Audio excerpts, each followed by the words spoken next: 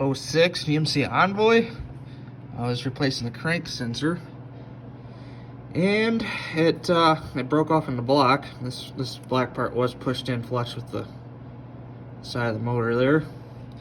So what I did was drill the hole, not all the way through, lubed it up, heated it up.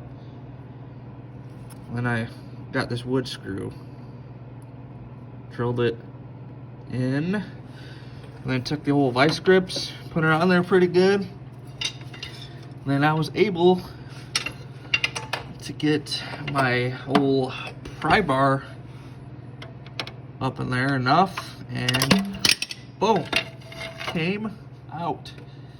Put up a little bit of a fight, but she's out. Like I said, it didn't go all the way through, but it's out now, and it's just old and got stuck in there. So yeah, that's a way to extract your crank sensor if it breaks off in the block. Alright, it's out. I will say I did take the front drive shaft off to give me some more room to get a drill and all that fun stuff in there. Just got the old one off the connector.